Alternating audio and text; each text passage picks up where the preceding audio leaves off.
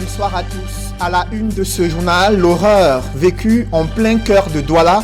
Le célèbre producteur artistique et promoteur culturel Jean-Pierre Sarr a été assassiné dans des circonstances troubles à son domicile situé à Bonabéry dans le 4e arrondissement de Douala.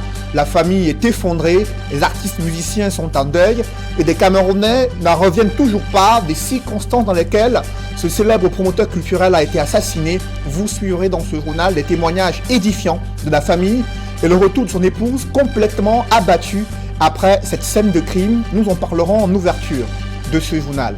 Le gouvernement a-t-il respecté ses engagements pour parachever les infrastructures sportives et routières prévues dans le cadre de la CAN 2019 ? Ce n'est pas un poisson d'avril, mais la réalité est implacable.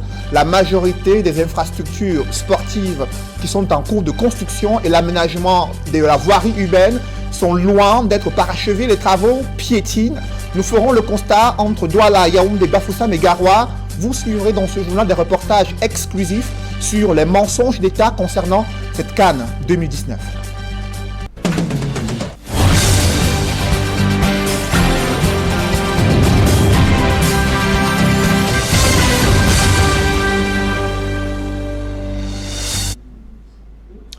Merci de suivre cette édition complète de l'information sur Equinox Télévision. Le ciel s'est effondré sur la famille de Jean-Pierre Sarr, célèbre producteur artistique, promoteur culturel. Il a été assassiné dans des circonstances troubles devant sa belle-mère dans son domicile situé à Bonabéry dans le 4e arrondissement de Douala. La nouvelle s'est répandue comme une traînée de poudre en fin de week-end jusqu'à ce début de mois d'avril. D'aucuns ont cru à un poisson d'avril, mais une fois rendu sur les lieux du drame, la famille témoigne des conditions inhumaines dans lesquelles il a été tué. Reportage avec Robert Moukoubé et Xavier Foucault. De l'émotion et la consternation ce lundi matin au domicile de Jean-Pierre Sarr, célèbre producteur, monument de la culture camerounaise. La nuit du dimanche 31 mars, il a été lâchement assassiné à son domicile par des inconnus, étranglé par ses bourreaux. Ils ont seulement étranglé le père, ce n'est pas qu'ils ont peut-être fusillé, non. Ils ont étranglé, ils ont attaché ses mains, attaché les pieds et puis attaché le cou serré. C'est autour des 22 heures que Jean-Pierre Sarr revient chez lui, où selon les témoignages, l'attendaient déjà ses bourreaux. Il rentre vers les 21h, 21h30 à 22h30. C'est là qu'en ouvrant la barrière, il y avait certainement les gens qui étaient déjà dans la barrière qui attendaient. Je comprends, c'est vrai, vous avez appelé. Je suis sorti maintenant, quitté sur mon lit pour tomber. En venant maintenant, on m'a rencontré avec un couteau. Sur la porte, sur ma porte. Bon, c'est comme ça là. On est là pour les menacer. Les gens sont là pour les menacer. Si je fais ma. Je viens nous montrer son bureau. Mais moi, je me dis que si on pouvait les prendre comme ça là, on laisse mon fils. La suite de la scène se déroule dans une autre pièce, bien loin des regards de maman Odette Nanchouan, la belle-mère du défunt. C'est malheureusement ici, le lieu du crime, où les bourreaux ont utilisé cette corde et ce vêtement appartenant à son épouse comme arme du crime, découvert quelques minutes après le forfait. Après maintenant, quand ils ont fini tout là, ils ont descendu. Je comprends les gardiens d'ici là. Je comprends sa voix avec eux là-bas. C'est là maintenant ils ont parti. Moi je suis sorti maintenant dans la chambre. Je regarde la place et calme. Je descends maintenant et tout simplement que Jean-Pierre est déjà mort. Je suis sorti maintenant, je crie, j'appelle les gardiens. Je ne comprends pas. Ils sont partis avec les gardiens. Avant de s'en aller, il s'empare d'importants biens dont la valeur n'a pas encore été révélée. Ils ont fouillé la chambre, ils ont tout bouleversé là-bas. Ramassé l'argent, les bijoux, les habits, les chaussures, tout ça. Et maintenant, quand ils sont sortis, ils ont pris le téléphone de la grand-mère et puis ils ont pris le gardien. Ils sont partis ensemble. Difficile pour l'heure de parler de complicité du gardien en service au moment du crime. L'enquête qui a été ouverte renseignera davantage sur cette question et bien d'autres. Après avoir appris cette triste nouvelle de l'assassinat de Jean-Pierre Sarr, son épouse a sauté dans le premier avion et est arrivée au Cameroun ce soir, à Bonabéry, là où elle réside avec le défunt. Et dès son retour, l'ambiance est à son comble, comme vous pouvez le voir en image. La veuve n'a pas souhaité s'exprimer. La famille a formé un cordon de sécurité autour d'elle afin d'éloigner les caméras. Tristesse et émotions vives, consternation ce soir au domicile de Jean-Pierre Sarr, assassiné dans des circonstances troubles dimanche dernier. Maintenant, la réaction des artistes musiciens endeuillés après cette disparition troublante de l'un des promoteurs culturels du Cameroun. Il était aux avant-gardes de la musique camerounaise. Il a produit plusieurs artistes de renom. Ceux-ci n'ont pas manqué d'évoquer à la fois son humanisme, également son engagement en tant que promoteur culturel, mais également celui qui a accompagné et affiché sa solidarité à l'endroit de plusieurs artistes musiciens. Reportage, Julie Méndé.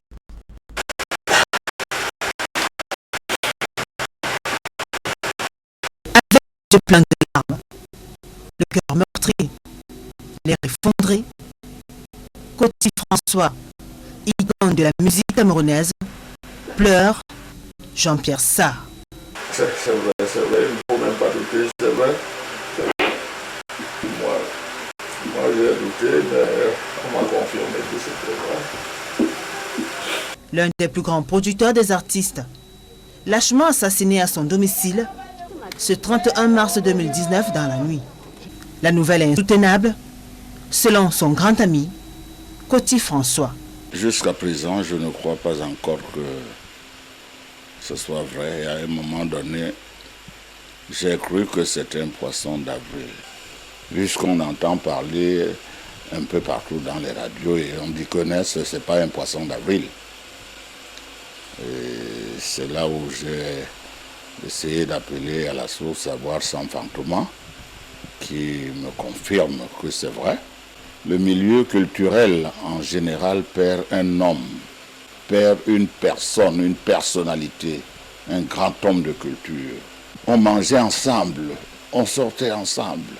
On avait de très bonnes relations, très très bonnes relations. Jean-Pierre, tu nous laisses comme ça brutalement, brutalement, Jean-Pierre. On avait encore besoin de toi. Un coup dur pour les artistes qui gardent des souvenirs immenses de cet homme au grand cœur, comme l'affirme Serge Polo. Jean-Pierre fut mon producteur, celui-là qui a mis beaucoup d'argent dans la carrière de Sergio Polo. C'est d'ailleurs la raison pour laquelle j'avais composé ce titre Solentine pour sa femme. C'était justement pour le remercier pour tout ce qu'il a fait. Je puis dire ici que c'est une nouvelle qui me touche énormément. Vraiment que Jean-Pierre repose en paix. Mauvaise nouvelle pour certains, poisson d'avril, comme l'ont pensé beaucoup d'autres, jusqu'à la confirmation de son décès. Dur de savoir que Jean-Pierre Sarr n'est plus, comme l'appelaient affectueusement ses proches. Je ne comprends rien, je ne sais pas ce qui se passe. Jean-Pierre, c'est quelqu'un qui était l'ami de tous les artistes, sans exception. Il aimait tout le monde, il aimait vraiment ce milieu. Je crois que c'est pour cela qu'il est entré pour prouver son amour envers l'art. Pour que quelqu'un ait le courage de l'assassiner, je ne sais pas. Mais il faut avouer que le monde est quand même méchant, très méchant. Depuis l'annonce du décès de Jean-Pierre Sarr, le monde artistique est en deuil.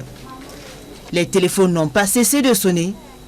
Les artistes qui s'interrogent, tous cherchent à comprendre ce qui s'est réellement passé.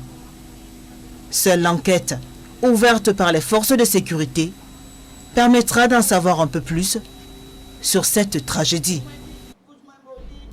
Des Camerounais attendent également les conclusions de l'enquête ouverte après l'agression mortelle d'un jeune élève au lycée bilingue de Deido. Cette disparition tout aussi brutale soulève une vague de colère et d'interrogation au sein de l'opinion publique.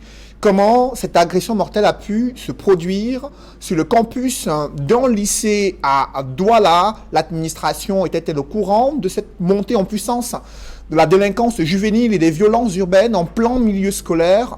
Élément de réponse avec nos reporters Farel Bounia et Kediara qui sont allés ce matin observer l'ambiance sur le campus du lycée bilingue de Deido. Reportage. La vie a repris son cours normal ce lundi matin au lycée bilingue de Deido. Dans la cour de l'établissement, quelques élèves tuent de leur tenue de classe. Pour les uns, et en civil pour les autres, vont et viennent à leur guise. C'est certes les congés du second trimestre, mais ici comme dans la plupart des établissements scolaires de la ville, les élèves en classe d'examen sont d'astreintes, occupés par les cours de remise à niveau et les travaux dirigés. C'est ce qui justifie également la présence sur place de certains enseignants. Une grande partie de la cour de récréation de l'établissement est prise en otage par des stands d'entreprises, des manèges, des jeux qui renseignent à suffisance sur une potentielle kermesse que l'établissement accueille. À l'entrée principale du lycée, des mesures de sécurité plus strictes sont appliquées afin de filtrer les visiteurs. Au menu, carte nationale d'identité et interrogatoire musclé. Il faut convaincre les vigiles pour avoir accès à l'établissement. Au secrétariat du proviseur, on nous confirme qu'elle est toujours absente. Pas possible pour nous non plus d'avoir accès sur la zone sur laquelle le drame s'est produit vendredi dernier. Un drame qui, pour le censeur de l'établissement, dévoile avec acuité les difficultés rencontrées au quotidien au sein de cette école. Le phénomène, n'est-ce pas, de violence des enfants aujourd'hui qui prennent la drogue et qui sont violents, c'est un phénomène qui est dans tout l'établissement. Le lycée Bilingue d'Edo, cette année, a accueilli beaucoup des enfants qui viennent nord et sud-ouest. L'effectif est à écran. On peut mettre un suivant secteur devant chaque délai, c'est pas possible. Même les enseignants, les encadrants ne sont pas en sécurité. En plus de la délinquance juvénile des élèves du lycée, vient s'ajouter celle des intrus qui rôdent à longueur de journée autour de l'établissement, menaçant la sécurité, à la fois du corps enseignant et des élèves eux-mêmes. Quand ces intrus entrent, ils connaissent qu'ils sont là-bas, ils disent rien. Ils sont les premiers à couvrir. Pourquoi? Parce qu'ils ont peur de ce qu'ils appellent le retour. Parce que quand on les dénonce, quand vous sortez, ils vous menacent dehors. Donc quand ils ont des enfants, on peur de nous signaler qu'ils sont là. Et vous savez, c'est en quelques secondes, hein, c'est une fraction de seconde. Ce n'est pas, même si un suivant à côté, il suffit que le temps que je regarde à gauche, je reviens, qu'il a mis le couteau, il a mis le couteau. Donc ce n'est pas un problème parce qu'il manquait un encadreur à côté, non. La preuve est que dès que ça s'est produit, c'est nous qui avons trempé l'enfant à l'hôpital. Ça veut dire qu'on est présent. Et si les dispositifs de sécurité sont mis sur pied afin de juguler tout cela, ils peuvent parfois s'avérer insuffisants. Par rapport au phénomène qui arrive, à ce que ces gens ont vécu, chaque jour on adapte, n'est-ce pas, les méthodes de sécurité par rapport. Nous avons par exemple les scanners de métaux. Tant et bien que même quand il y a ces détecteurs de métaux, ils sont très ingénieux ces enfants. Ils réussissent toujours à entrer avec des objets dangereux au lycée. Même quand il y a ces détecteurs de métaux, ils ont des techniques à entrer au lycée et se faire passer ces objets dangereux à travers les fenêtres qui donnent directement contact avec l'école publique derrière. Il reste donc capital de prendre de nouvelles dispositions afin que plus jamais ne se produise pareil drame au sein du lycée bilingue de Daïdou.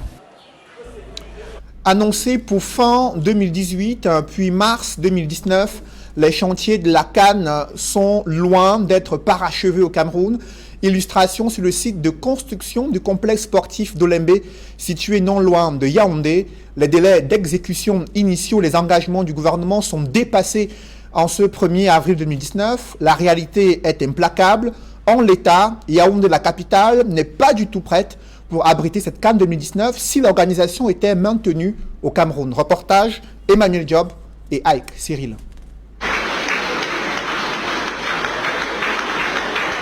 C'était un engagement pris par Paul Biya lui-même, celui de livrer les chantiers relatifs à l'organisation de la Cannes 2019 dans les délais. La Cannes 2019, c'est déjà demain. Vous avez rendez-vous avec l'Afrique sportive, ici même au Cameroun, et le Cameroun sera prêt le jour dit. J'en prends l'engagement. Le président de la République avait été suivi par les entreprises chargées de l'exécution des travaux, notamment Gruppo Piccini. L'entreprise italienne était plus précise en annonçant la livraison du stade omnisport d'Olembe le 31 décembre 2018. On va tout préparer avant, on aura tous les matériaux, les couches drainantes, le substrat, tout sera préparé avant. Et donc on montera un stade en kit, entre guillemets, de façon à aller très vite. Donc entre 1 mois et demi et 2 mois, on montera le stade pour qu'il soit prêt le 31 décembre. Délai difficile à tenir en raison du retard observé dans l'exécution des travaux. Et la Confédération africaine de football, qui n'avait jamais caché ses inquiétudes, décidait le 30 novembre 2018 de retirer l'organisation de la Cannes au Cameroun. Dans la foulée, le Premier ministre de l'époque préside à l'immeuble Étoile une réunion du comité interministériel Comip-Can. Une nouvelle date est annoncée. Le Cameroun sera prêt le 15 mars prochain. C'est pour ça que nous ne comprenons pas la décision de la CAF. Nous ne comprenons pas la décision du retrait. 15 mars pour les uns, 31 mars pour les autres, mais à la fin, le même résultat. Au lieu des travaux, c'est plutôt des grèves à répétition sur les chantiers. À Olembe, par exemple, les employés menacent de séquestrer les responsables de Grupo Piccini, non sans marcher sur la capitale pour revendiquer le paiement des salaires. Preuve, s'il en était encore besoin, que le Cameroun n'était pas prêt à organiser la CAN 2019. Chantier de la CAN 2019, la route Fougerolles-Olembe, une voie de contournement qui devait permettre de fluidifier les bouchons afin de faciliter l'accès à ce stade Omnisport Paul Biya, encore en cours de construction. Là-bas, les travaux piétinent. Pourtant, l'aménagement de cette route était supposé être livré en mars 2019. Reportage, Élisée Bogba et Ike Cyril.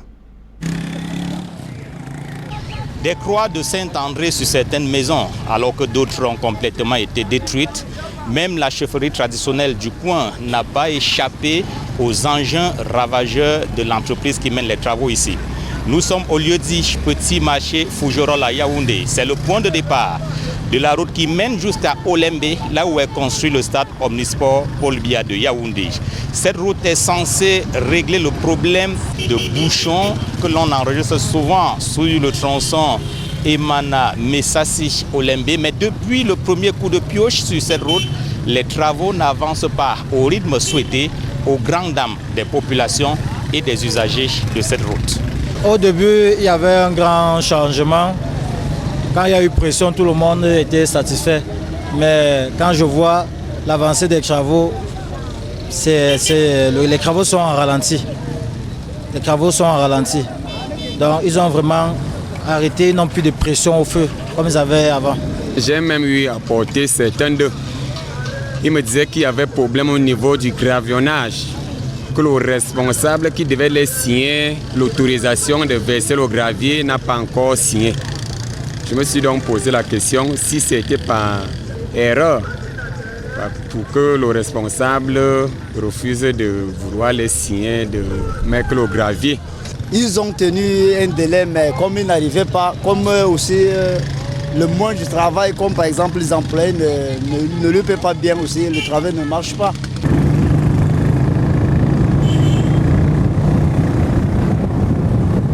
C'est une route d'environ 10 km entre Fougerolles et Olembe où se trouve le stade. Une voie de contournement dont la construction fait des dégâts collatéraux. À ce carrefour, par exemple, à mi-parcours du trajet, la paroisse Saint-Mathieu de Tingansang de l'archidiocèse de Yaoundé a manqué de peu d'être détruite. S'il y a du bitume à certains endroits, c'est encore la terre nue à certains autres. Rendu au mois d'avril, alors que le chantier était censé s'achever en mars, c'est la preuve que les travaux piétinent. Oui, ils sont trop lents parce que vraiment, quand moi je me regarde là, les gens, c'est comme les employés pleurent. Et à chaque fois le matin, de grand matin, quand moi je me réveille, vraiment je vois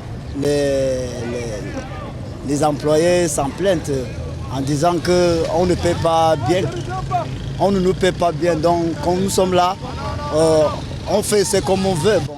Les travaux de la route est à ralenti pour le moment parce que déjà quand tu vas sur le tronçon de Petit Marché, comment on appelle ça, Carrefour Sèche, qui sont les tronçons pour les travaux, tu constates que tu peux compter au moins 15 à 25 employés. Et quand tu comprends, ça veut dire qu'ils ont manqué d'effectifs. C'est ce qu'ils nous ont dit, mais entre-temps, on constate que le chantier peut arriver jusqu'en mai. 10 mois, c'est le temps qui avait été accordé pour la livraison de ce chantier. Les travaux qui ont démarré en mai 2018 étaient censés s'achever le 30 mars 2019. Nous sommes déjà au mois d'avril, mais les choses n'avancent pas au rythme souhaité Au lieu dit descente du chef, c'est le seul endroit où on a vu quelques engins encore en activité, mais les populations attendent mieux. Il faut que le chantier retrouve sa vitesse de croisière.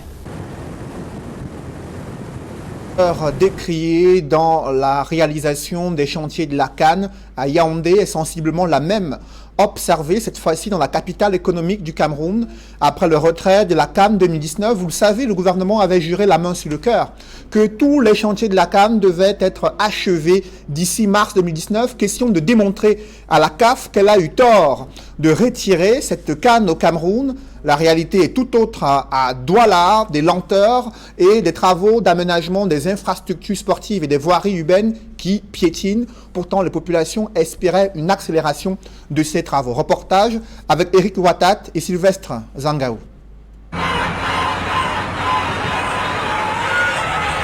Février 2017, avec un retard de 7 mois, les travaux de construction du complexe sportif de Japoma démarrent enfin.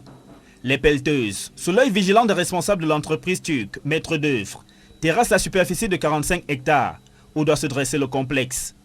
Date de livraison des travaux, décembre 2018, rassure l'entreprise. On travaille jour et nuit, non-stop. Fin de 2018, on va livrer ça, complètement. C'est un petit travail pour nous. Un petit travail, on avait bien envie d'y croire. Surtout que lors de ses multiples visites, le gouverneur de la région de Littoral, Samuel Dieudonné Ivaha Diboua, président du comité des sites de Douala, était on ne peut plus rassurant. Nous avons plus que des assurances parce que les équipes sont renforcées et ça fait que les travaux ne sont pas seulement faits sur ce stade principal. Nous voyons les stades annexes qui ont même déjà une première couche de gazon. Ça, c'était plus d'un an après le début des travaux. Le stade était effectivement sorti de terre, mais sans être expert, l'on pouvait à raison douter de la livraison à date de ce complexe.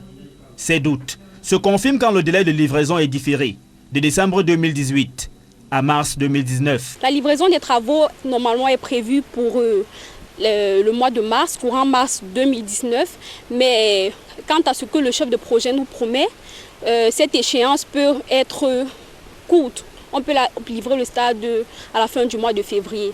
Bon, quand nous parlons de février, nous parlons de la mise en service et des essais. Mais bien avant déjà, le stade peut déjà être utilisé. Toujours rassurant, le président du comité des sites anticipe sur le temps et voit le stade entièrement couvert en l'espace de 2 semaines. Nous sommes en fin octobre 2018. Dans une quinzaine de jours, tous les éléments devront constituer la toiture de ce stade seront mis en place. En fin mars 2019, le stade n'est que partiellement couvert. L'enceinte du complexe démontre qu'il y a encore bien des efforts à fournir. Les voies d'accès n'ont pas pu elles aussi être livrées en mars 2019. Le chantier est cependant en cours. Mais quand sera-t-il livré? Le ministre des Marchés publics, Ibrahim Talba Mala lui-même, refuse de s'aventurer dans l'évocation d'un délai. Il n'est pas bon de se prononcer sur un délai, mais ce que j'ai dit, c'est que tout le monde est engagé dans l'accomplissement de l'ensemble des ordres de service à délivrer, mais aussi le renforcement de quelques problèmes de paiement. Les factures impayées.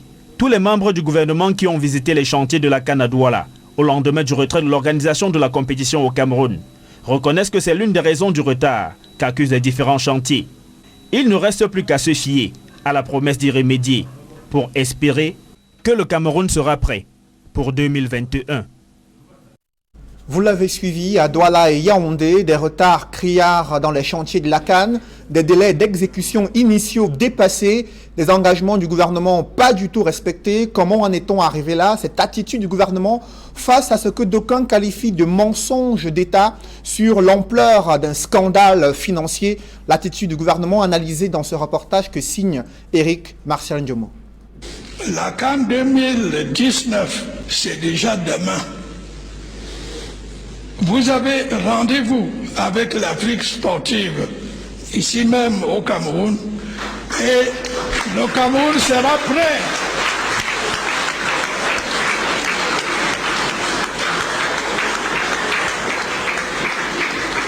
Et le Cameroun sera prêt le jour dit. J'en prends l'engagement. Ainsi s'exprimait Paul Biya le 10 août 2018 à la faveur de la décoration de certains athlètes au Palais de l'Unité.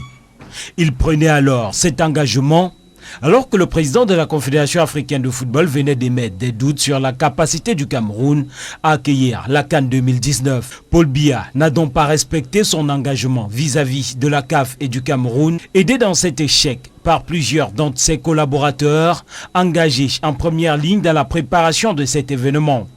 Parmi eux, l'ex-ministre des Sports et de l'Éducation physique qui a multiplié les discours rassurants malgré les évidences d'échec. Le président de la République, chef de l'État, s'engage personnellement et déclare que tout sera prêt le jour dit pour cette CAN. Ça, c'est le vœu du président.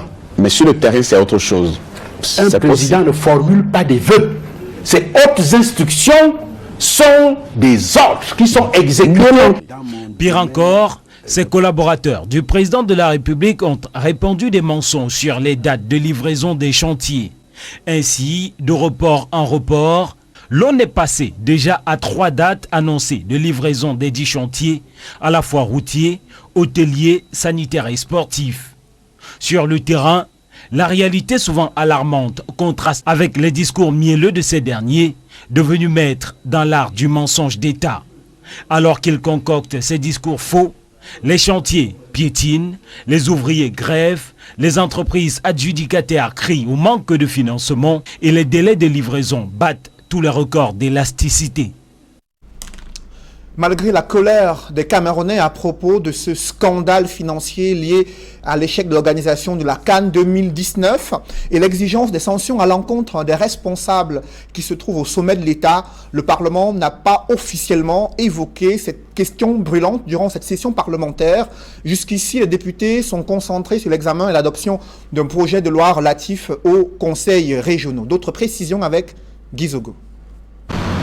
En plein week-end dernier, l'Assemblée nationale ne s'est pas économisée pour examiner en session plénière les projets de loi portant organisation des conseils régionaux et régime des ordres nationaux.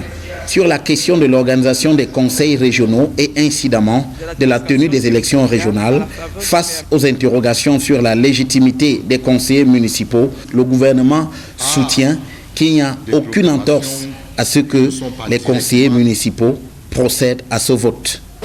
Le gouvernement a fait observer que la prorogation d'un mandat confère toute la légitimité à celui qui en est bénéficiaire.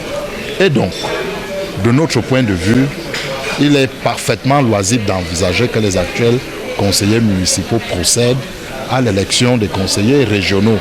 Mieux, usant d'un parallèle avec l'Assemblée nationale, le gouvernement fait cas de la situation actuelle de la représentation nationale pour se dire fondé dans son bon droit. La représentation nationale elle-même est dans cette situation de prorogation et elle est tout à fait légitime pour examiner la loi dont nous sommes en train de parler. Quant au projet de loi portant régime des ordres nationaux, son adoption induit de nouvelles dispositions et distinctions honorifiques. Il y a l'harmonisation des textes. Il y a le passage en grade, c'est-à-dire les délais sont harmonisés. Et ensuite, il y a des médailles comme celle de la croix militaire qui n'était pas, qu'on n'avait pas traitée, qui a été adoptée. De plus, le statut des membres du Conseil des ordres nationaux se trouve aménagé. Maintenant, le Conseil est solidement constitué. Les membres sont nommés par décret du chef d'État, mais ils sont nommés à vie. Donc c'est pour leur permettre maintenant de faire le travail sereinement et de donner la crédibilité. Néanmoins, si à l'issue de cette plénière, les médailles vont certainement flatter des récipiendaires, rien ne garantit en revanche que les élections régionales, telles qu'envisagées par le gouvernement, fassent l'affaire de tous. Le mouvement pour la renaissance du Cameroun compte-t-il maintenir sa manifestation projetée pour le 6 avril 2019 ? Le directoire du MRC s'est réuni à Yaoundé afin de se pencher sur cette stratégie de mobilisation des militants pour dénoncer ce qu'ils qualifient de hold-up électoral, le scandale financier relatif à la CAN et la malgouvernance liée à la crise anglophone. D'autres précisions dans ce reportage. Le directoire du MRC, l'instance fêtière de ce parti, vient de se réunir à Yaoundé. Il en est sorti des résolutions. La première résolution a été de dénoncer la duplicité de l'autorité administrative qui a accompagné les manifestations du RDPC organisées le 24 mars dernier, alors même que certaines de ces autorités-là ont suspendu les manifestations publiques des partis politiques. La seconde résolution a été de dénoncer avec plus de vigueur encore la fourberie du pouvoir qui veut passer en force une modification sélective du code électoral. De plus, qu'il s'agisse du projet de code électoral comme de celui portant organisation des conseils régionaux, porté actuellement à l'attention des députés et par ricochet de la tenue des régionales, le MRC fait entendre son point de vue. Nous demandons la modification consensuelle du code électoral avant toute élection au Cameroun. De plus, nous dénonçons toute volonté de vouloir organiser les élections régionales avant l'élection municipale. Nous pensons que là, c'est une tactique de fraude du régime que nous ne pouvons pas accepter. Dans la foulée, pour montrer sa détermination, le parti de Maurice Kamto annonce des manifestations publiques pour faire entendre sa position sur ces questions. Nous avons décidé d'organiser des manifestations publiques à travers le pays le 13 avril prochain pour dire au pouvoir qu'il ne peut pas prendre celui de modifier le code électoral sur certains articles uniquement quand ça les arrange. Nous demandons d'une manière consensuelle, ensemble avec toutes les forces politiques du pays, la société civile, qu'on s'assied autour d'une table, on révise ensemble le code électoral et comme ça on a les règles des jeux qui sont équitables pour tout le monde, qui sont connues. À l'occasion de cette sortie, le MRC donne aussi des nouvelles de son leader, incarcéré depuis plusieurs semaines. Maurice Kamto va très bien. Il a un moral assez haut. Il sait qu'il n'a rien fait contre la République. Et il sera à la cour d'appel de Yaoundé dans le cadre de la procédure habeas corpus. Et il a demandé, comme tous les autres d'ailleurs, que les audiences soient publiques. Parce qu'il est inadmissible que vous soyez accusé de société contre la patrie et que vos audiences se déroulent dans des chambres, alors que le peuple doit vous entendre, vous défendre, parce que vous êtes accusé au nom de ce peuple-là. Au total, pour le parti dont le candidat est arrivé deuxième à l'élection présidentielle, il est question de fédérer l'ensemble des forces de l'opposition et de la société civile pour faire face à ce qu'il considère comme des manœuvres du pouvoir. En perspective donc, quelques étincelles pourraient encore meubler l'espace politique camerounais d'ici peu. Dans le reste de l'actualité, plus de 2 ans après l'adoption des programmes des réformes économiques et financières dans la sous-région Afrique centrale, les lenteurs administratives et les égos politiques qui impactent sur leur implémentation dans la zone CEMAC, la rationalisation des dépenses publiques n'est pas toujours au rendez-vous. Le secteur privé se plaint d'être handicapé du fait de l'absence et de l'insuffisance des infrastructures et la faible avancée dans l'intégration régionale économique. Néanmoins, la CEMAC estime que des progrès ont été réalisés. Évocation avec Innocent Abega et Donald Brice Kamgan. Constat global du comité de pilotage du programme de réformes économiques et financières de la CEMAC, on avance très lentement. La 8e session de ce comité qui se tient au lendemain du 14e sommet des chefs d'État de la sous-région a évalué la vitesse de mise en œuvre des réformes formulées en 2017. La politique de dépenses publiques reste marquée par des gaspillages et là-dessus, l'une des grosses attentes, c'est la réduction du train de vie de l'État. Le but de cette amélioration, c'est de rationaliser les choix budgétaires, c'est aussi d'améliorer la transparence dans les opérations financières de l'État. Ça, c'est un chantier sur lequel on travaille encore. Le financement du secteur privé reste l'un des principaux ventres mous de la CEMAC. Les investissements attendus dans les infrastructures, la production de l'énergie électrique, indispensable à l'industrialisation, entre autres questions. On devait être avancé sur les barrages, on devait être avancé sur les dossiers d'interconnexion électrique. Et ça a mis du temps. Et vous savez que sans énergie, il est difficile de promouvoir l'autre objectif du PREF qui est la transformation sur place de nos ressources, la création des chaînes de valeur. L'épineuse question des devises qui contribue à favoriser la flambée de prix des produits de grande consommation dans certains États de la CEMAC préoccupe par ailleurs le patronat sous-régional. Mais globalement, la question du taux de change, les réserves de change, c'est juste légèrement amélioré, mais on n'est pas souverain. La question du rapatriement des sommes dues aux exportations n'est pas effective.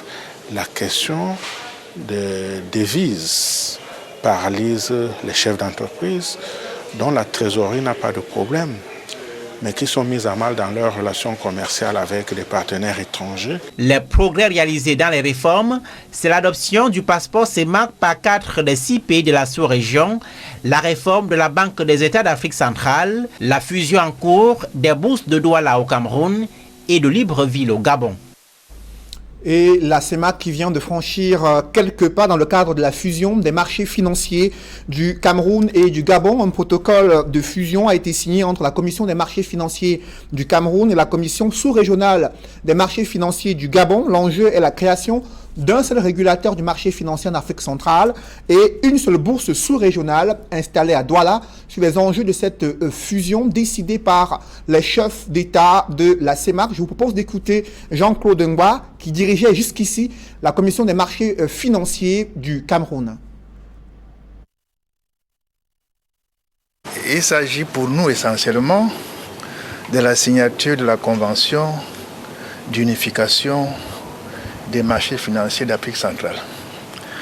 Donc nous venons de signer sous la présidence du président du PREF CEMAC une convention qui met un terme à l'existence, à la coexistence des 2 marchés financiers en Afrique centrale, à savoir la Commission nationale, la CMF, et la Commission de surveillance, la COSUMAF. Il faut dire que dans cette convention,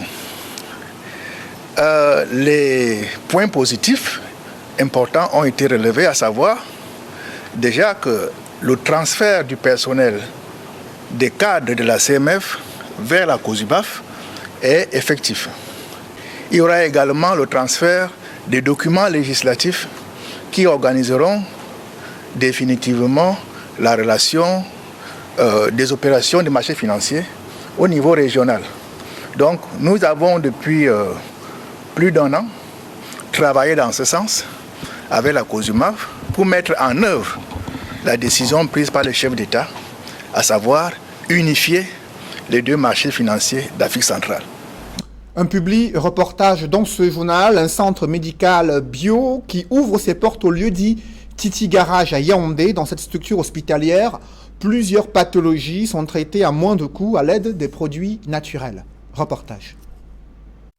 L'organique à lui seul, c'est un puissant pansement gastrique. Se soigner à base des produits naturels, avec la certitude de recouvrer la santé.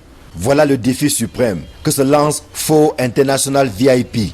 Ce centre médical bio vient d'ouvrir officiellement ses portes au lieu dit de santé Titi Garage, non loin du stade annexe. C'est au vu des souffrances des malades, après avoir parcouru les hôpitaux, j'ai été touchée particulièrement par cette peine. Et après avoir discuté également avec quelques malades désespérés presque, parce que se disant porter des maladies incurables. Donc c'est tout ça qui m'a touchée personnellement. Et puis j'ai dit pourquoi pas permettre à ceux qui ne peuvent pas voyager comme les autres de se soigner avec prix. FO International VIP, c'est une gamme variée de produits régulateurs et nettoyeurs, mais aussi des produits de supplémentation et de beauté. Bref, tout ce dont vous avez besoin, quelle que soit la pathologie. Pour tous les cas, les désespérés, pour toutes les personnes souffrantes et mises carrément à l'écart, nous pensons pouvoir leur apporter ce sourire. Quand on prend le risque d'investir dans le domaine de la santé, ce qu'on gagne, c'est cette population en santé, parce que pour moi, pour nous, pour toute mon équipe, nous croyons et pensons fermement qu'une population en santé, c'est la grosse richesse que peut avoir une nation, surtout qui se veut émergente. L'ouverture officielle de ce centre médical bio a drainé du beau monde, venu s'abreuver à la source du bien-être. La présentation des produits et le témoignage de quelques patients ont édifié le public sur l'efficacité de ce qui se fait dans cet univers bio. on y entre désespéré et on en ressort soulagé. Je ne pouvais pas manquer cette occasion de venir aussi partager mon expérience. J'exhorte mes confrères qu'il existe déjà ici à Titi Garage un centre médical bio qui peut répondre aux besoins de santé des Camerounais. Et en tant que médecin, les produits que nous avons ici, mes expériences ont montré que en utilisant ou en prescrivant le produit venant d'ici, venant de cette compagnie, j'ai l'assurance à donner à mes patients. Ici, des médecins et autres spécialistes de la santé conjuguent leurs efforts pour soulager les souffrances des populations. Il suffit d'y faire un tour pour s'en convaincre. Toutes les personnes malades, quel que soit le type de pathologie, venez vous faire consulter et vous trouverez certainement une solution à vos problèmes. Notre souhait, c'est de nous installons sur tous les temps du territoire national pour être encore plus proche de ces malades. Avec Forum, et si vous venez chez nous, la santé bio, c'est ce qu'il y a de mieux en ce moment dans notre pays. Vous êtes hypertendu ou diabétique, vous avez des problèmes gynécologiques et autres soucis de santé. Faux International VIP a la solution naturelle à votre problème. Rendez-vous au centre médical bio de Titi Garage. Mesdames, messieurs, c'est la fin de ce journal. Merci de l'avoir suivi. Juste après cette édition de 20h, retrouvez Serge Alain Otto et ses invités pour le débrief du journal sur le plateau d'Equinox Soir. Serge Alain. Une lapalissade, le Cameroun n'a pas livré les chantiers relatifs à l'organisation de la CAN 2019 le 31 mars 2019. Vous avez suivi un dossier exclusif concernant ces chantiers de la CAN 2019 et les réactions du gouvernement entre 2017 jusqu'au début de l'année 2019. Ils ont toujours gardé l'assurance selon laquelle les chantiers seraient prêts le jour dit. Nous sommes le 1er avril, ce n'est pas un poisson d'avril. Les Camerounais l'ont constaté à travers ces reportages réalisés sur les différents sites de construction des infrastructures sportives et routières à Douala et Yaoundé. Rien n'est prêt pour accueillir cette CAN si la compétition devait se tenir au Cameroun. Jean-Pierre Sarr s'en est allé dans des circonstances troubles. Son don du ciel, Solentine Sarr, est à ses côtés.